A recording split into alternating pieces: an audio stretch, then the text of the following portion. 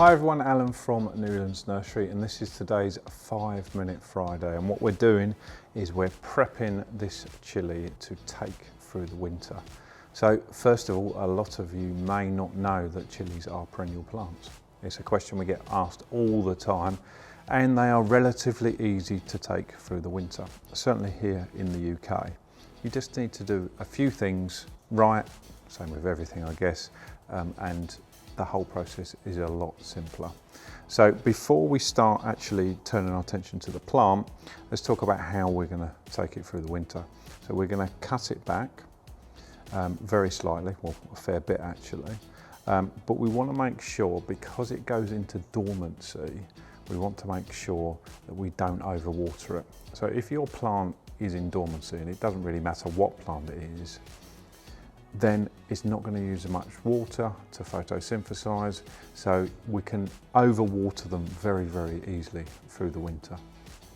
So over the winter months, and when I say winter months, I'm talking really, depending what the weather does, really October, November, December, January, February, those sort of months.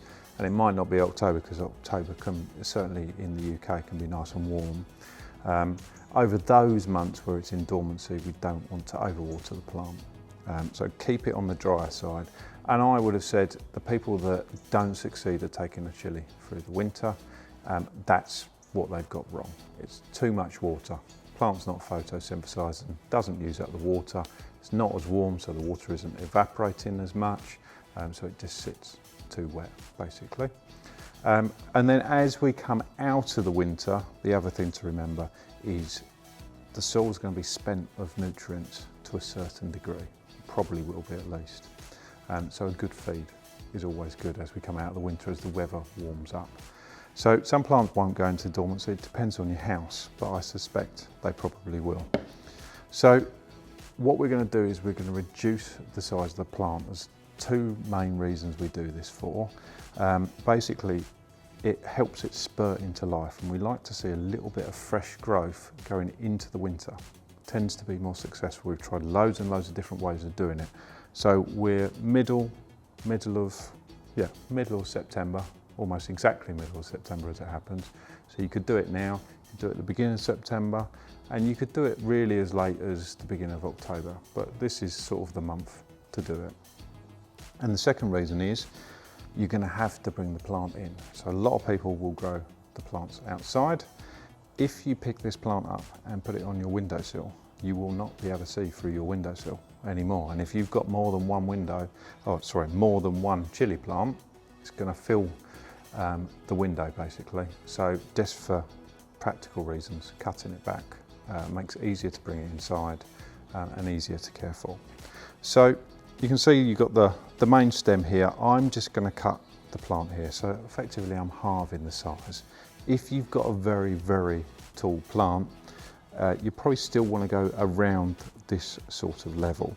In cutting it here, it is going to burst back into life, especially with the weather we're having. You can see it's nice and warm today.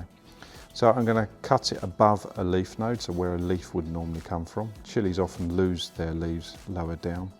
But you can see the leaf nodes, and just literally cut it off just like that. It's as simple as that. Discard that and work your way round cutting the chili just like that.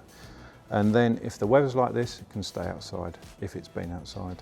If it starts to get cooler, bring it inside, and you can do that nice and easily. Just bring it inside, stick it on the windowsill, put a little saucer underneath, because you don't want to get water everywhere, and just remember to reduce the amount you water the plant. So if the compost feels dry, don't worry about it too much. We don't want it bone dry, but certainly on the dry side. And as always with any of the 5-minute Fridays, get in contact, comment on the video, give us an email, message us, whatever you want to do, we're here to help. See you soon.